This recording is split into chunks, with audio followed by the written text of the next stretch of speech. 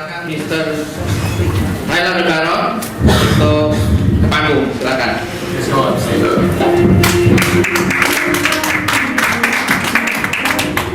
Apa kabar?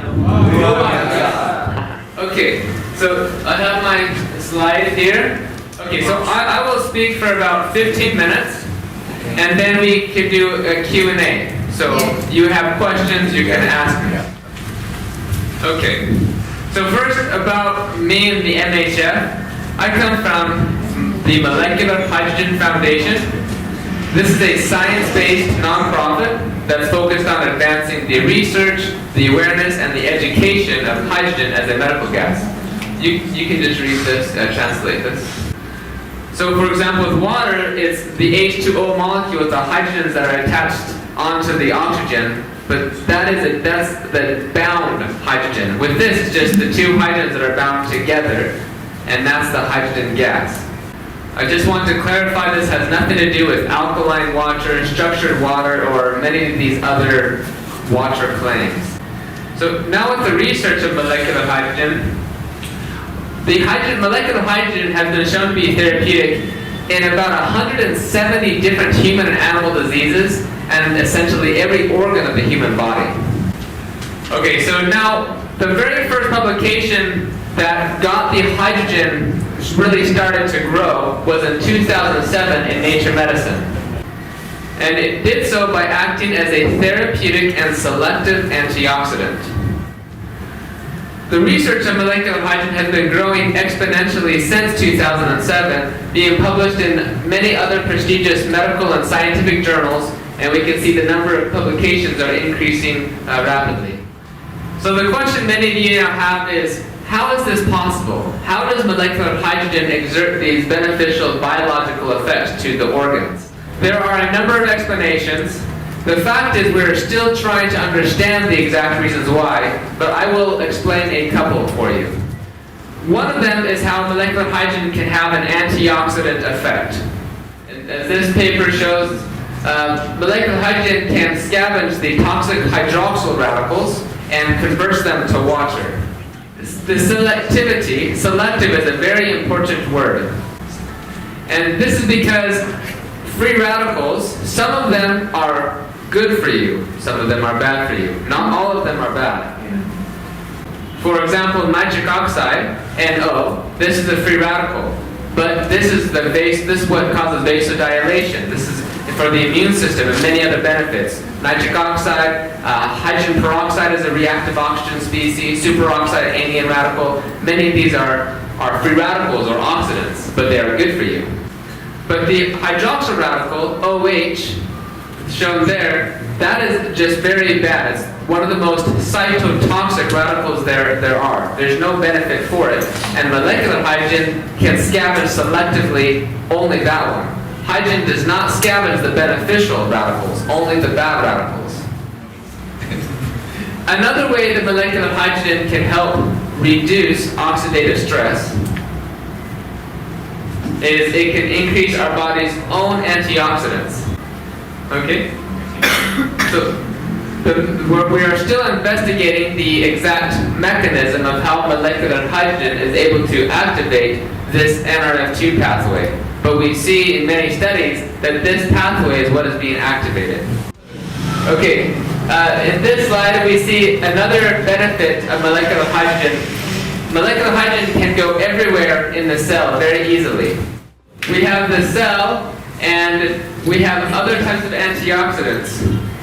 Hydrophobic antioxidants, and they have difficult time getting in. Then we have hydrophilic antioxidants, like vitamin C. They cannot go through the membrane very easy, so they want to stay outside. But the damage from hydroxyl radicals is occurring here in mitochondria, in the nucleus, damaged DNA. Molecular hydrogen is the smallest molecule in the universe.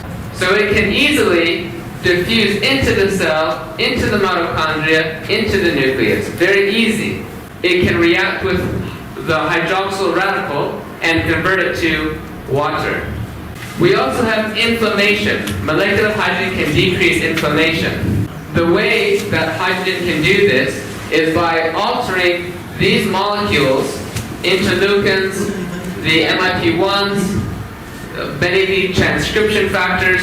All of these cause inflammation, and hydrogen can decrease or alter the levels of these molecules, leading to decreased inflammation. This is accomplished via a cell modulating activity. Okay, we do see in many of the studies that hydrogen is effective at decreasing oxidative stress. For example, over here we have markers of oxidative stress. For example, MDA, PBAR, OHDG. These are all markers of DNA damage. Administration of molecular hydrogen can lower these markers. So this is very good data because we're showing using many markers that hydrogen decreases oxidative stress. We're not looking at only one marker, we're looking at many, showing this is very effective. On this side we see markers of antioxidant status, like superoxide dismutase, glutathione, catalase. These are our body's own antioxidants, and molecular hydrogen can increase our body's own antioxidants. Now, hydrogen, as I said, is cell signaling. It can alter many of the transcription factors, leading to many beneficial changes in the body. A little bit more detail of how hydrogen can regulate gene expression. This was shown from Dr. Ota, also the researcher who published the article in Nature Medicine in 2007. Effectively, he found that hydrogen, because it can prevent radical damage in the cell membrane, it alters many changes that lead down to the gene expression. Fatty acid metabolism. We want to increase metabolism. If we have oxidative stress, then we have less metabolism. So molecular hydrogen can decrease oxidative stress, and this prevents the production of 4-HNE, which is a protein adduct that chelates with the AKT protein phosphorylation and prevents the induction of FOX1 and the PGC1 alpha and the PPAR alpha, which induces the upregulation of FGF21 of the cyclic fatty acid metabolism. Molecular hydrogen can alter the gene expression, and many of these genes are changed, like fatty acid metabolism, steroid biosynthesis, peroxisomes, many beneficial changes. Many small changes leads to big change. Okay, here we have two mice. They grew up together, they were brothers, they ate together, they did everything together. But one of them drank hydrogen water, the other did not. We see hydrogen decreases body fat accumulation because we saw from the slides earlier, molecular hydrogen can increase the metabolism. There are different methods of administration of hydrogen. This is me in Shanghai in inhalation of hydrogen gas at a medical clinic. This is me in Japan in a high pressure hydrogen chamber. You can also take a bath with hydrogen-rich water. Very good for the skin. And molecular hydrogen is so small it can enter through the skin and into the bloodstream and give more benefits. But perhaps the easiest way is drinking hydrogen-rich water. So to make hydrogen-rich water, we could take, for example, the gas from the inhalation machine, take the hose and put it in the glass of water, and bubble for 20 minutes, and then we have hydrogen-rich water. That's one way. There's also simply electrolysis, where it decomposes the water to make hydrogen. But the drinking hydrogen-rich water is not only the easiest, but is also one of the most effective. One thing about inhalation of hydrogen, the Japanese government recently approved hydrogen inhalation as a medical procedure for cardiac arrest patients. So it is gaining a lot of acceptance and medical applications, many medical applications. When we look at the many diseases, Hydrogen has been shown to help with the top 8. Cardiovascular disease, cerebral vascular disease, diabetes. The most important part, one of the most important parts, is the safety profile. Molecular hydrogen has a very high, is very safe. There are hundreds of studies where we see no toxic effects of hydrogen. We also have used hydrogen since the 1940s to prevent decompression sickness in deep sea diving. And this is at very, very high concentrations, millions of times higher concentrations than what we need for therapeutic use. We even see it's very natural to our bodies. Our intestinal bacteria. When we eat fibers, the bacteria metabolize the fiber to hydrogen gas.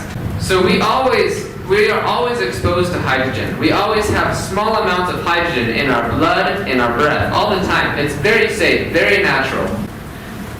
So we have a prediction. Normally, the market is 10 years behind the science. 2007 was when the Nature Medicine publication appeared. So now we are 2017. I have been saying this for 5 years, that 2017 will start the year where people begin to be aware of hydrogen. Will start to grow exponentially. Now we are this year. I could make another prediction.